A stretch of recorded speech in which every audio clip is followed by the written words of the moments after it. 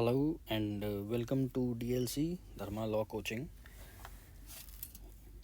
हम ऑर्डर 24 पे बात कर रहे हैं।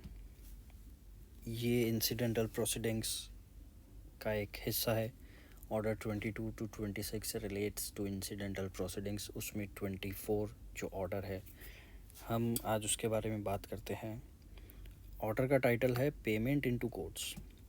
टाइटल पढ़ के लगता है कि कोर्ट्स के अंदर कुछ पेमेंट्स, ऐसा ही है। इसको क्लोजली देखते हैं। Deposit by defendant of amount in satisfaction of claim. देखिए, अगर कोई केस डिफेंडेंट के अगेंस्ट इस नेचर का फाइल किया है कि या तो वो डैमेजेस के लिए है या वो रिकवरी ऑफ ए डेप्ट के लिए है, ऐसे किसी केस में किसी भी स्टेज पे, at any stage of the suit, defendant court के अंदर ऐसा अमाउंट डिपॉजिट कर सकता है जो उसे लगे, which he considers as satisfaction in full of the claim.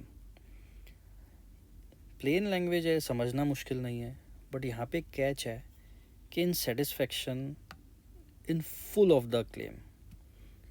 आधा अधूरा अमाउंट वो कहेगा कि ले लो, मेरा 10 लाख रुपया निकलता है लेकिन मेरे पास अभी 5 लाख रुपया ये मैं डिपॉजिट कर रहा हूँ कोर्ट में, तो ऐसा नहीं चलेगा।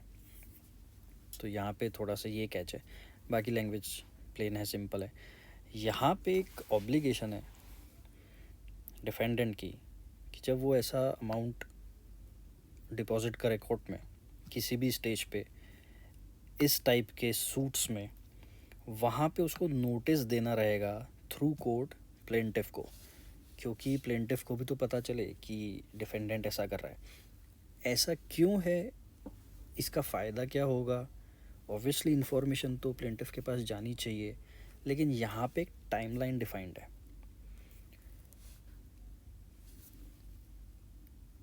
According to section 96, I am sorry, not according to section 96, I think according to section 34, interest दिलाया जा सकता है कोर्ट के द्वारा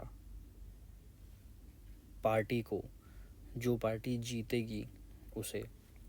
लेट्स से प्लेंटिफ ये केस जीतता है and plaintiff becomes the decree holder, तो plaintiff will have a right to 3 kinds of interests.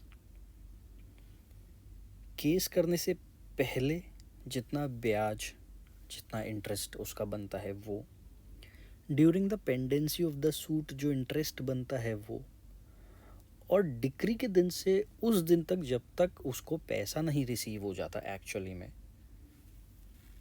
वो इंटरेस्ट।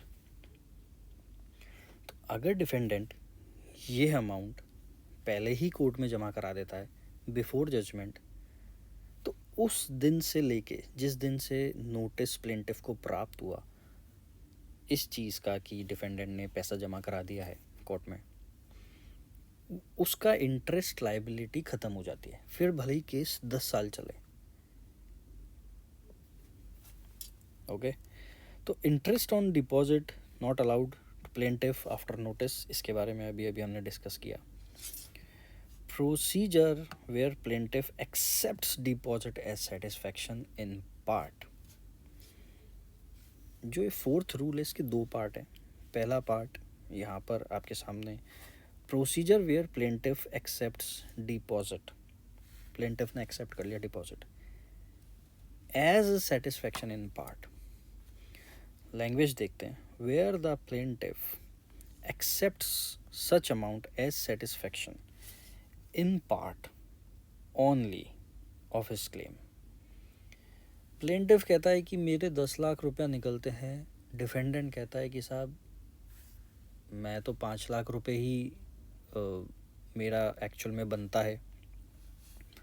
वहाँ पे प्लेंटिफ ये 5 लाख रुपया तो एक्सेप्ट कर लेता है और बाकी के 5 लाख रुपए के लिए केस को लड़ता है। तो he may the plaintiff may prosecute his suit for the balance. Logical सी बात है, कॉमन सेंस है. If the court decides that the deposit by the defendant was a full satisfaction of the plaintiff's claim, court अब ये decide करता है finally judgement में कि जो पैसा डिफेंडेंट ने डिपॉजिट किया था 5 लाख रुपया, प्लेंटिफ का एक्चुअल में उतना ही बनता है. तो यहाँ पे जितने साल केस चला है वो पैसा डिपॉजिट होने के बाद उसके लिए जो भी कॉस्ट डिफेंडेंट की हुई है, वकील का खर्चा, transportation, loss of business and many more things which can be inserted in the application, वो सब प्लेंटिफ को डिपॉजिट करना पड़ेगा. द प्लेंटिफ शैल पे the costs of the suit incurred after the deposit and the costs incurred previous thereto, so far as they were caused by excess in the plaintiff's claim. Alright. Second part, procedure where he accepts it as satisfaction in full. जहाँ पे plaintiff कहता है कि alright ये 5 लाख रुपया दे रहा है, मैं इसको मेरा पूरा मतलब इन फुल मैं इसको एक्सेप्ट कर रहा हूँ, तो वहाँ पे डिक्री बन जाएगी, right. Where the plaintiff accepts such amount as satisfaction in full of his claim, he shall present to the court a statement to that effect. यहाँ पे रिकॉर्डिंग ऑफ स्टेटमेंट आ जाएगा. And such statement shall be filed and the court shall pronounce judgment accordingly. And in directing by whom the cost of each party are to be paid, the court shall consider which of the parties is most to blame for the litigation. यहाँ पे cost का थोड़ा सा logic आ गया है, you get the point. यहाँ पे catch है. लेट्स सपोज कि ये सिनेरियो है, प्लेंटिफ ने एक्सेप्ट कर लिया है 5 लाख रुपया जो डिफेंडेंट ने डिपॉजिट किया, प्लेंटिफ ने एक्सेप्ट कर लिया in full satisfaction of his claim. तो क्या यहाँ पे कॉम्प्रोमाइज डिक्री बनेगी? और अगर कॉम्प्रोमाइज डिक्री बनती है तो फिर वो अपेलेबल नहीं होगी, क्योंकि सेक्शन 96 कहता है कि कोई भी डिक्री अगर कॉम्प्रोमाइज के बेस पे बनी है तब उसको चैलेंज नहीं किया जा सकता. हम सेक्शन 96 की लैंग्वेज बहुत ब्रीफली अभी देखते हैं. उससे पहले एक बार हम अभी ऑर्डर 24 पढ़ रहे हैं, उससे पहले जस्ट 23 जो ऑर्डर है उसका रूल 3 एक बार हम देख लेते हैं. दिस इज़ ऑर्डर 23, इसका रूल 3, कॉम्प्रोमाइज़ ऑफ सूट. बहुत ब्रीफली बहुत क्विकली इसकी डेफिनेशन देखते हैं. आई मीन इसमें जो भी लिखा हुआ है उसको एक बार हम स्टडी करते हैं. Where it is proved to the satisfaction of the court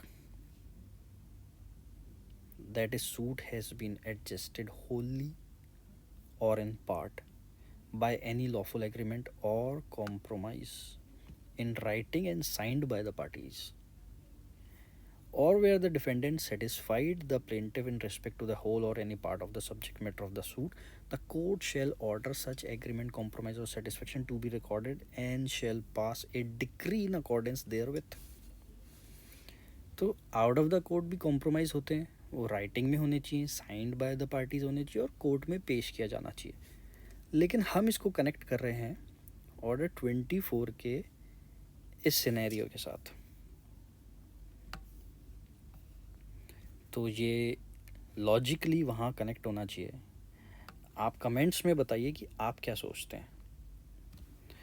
अब हम सेक्शन 96 को भी एक बार क्विकली देखते हैं.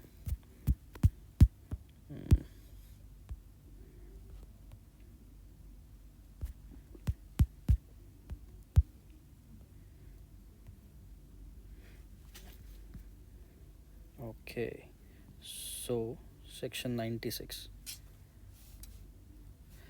appeal from original decrees. No appeal shall lie from a decree passed by the court with the consent of parties. Okay, तो हमने order 24 cover किया, उसके साथ हमने ऑर्डर 23 का रूल 3 देखा, क्योंकि कॉम्प्रोमाइज़ जब किसी सूट में होता है तो उसका रिकॉर्डिंग कैसे होती है और उसका इफ़ेक्ट क्या आता है. कॉम्प्रोमाइज़ पे एक डिक्री बनती है, but is it appealable? It's not appealable. No appeal shall lie. So that was a quick video about Order 24, incidental proceedings, payments in courts. Do comment इसके बारे में आप क्या सोचते हैं, और जो हमने एक छोटा सा कैच निकाला है उसके बारे में आपका क्या सोचना है.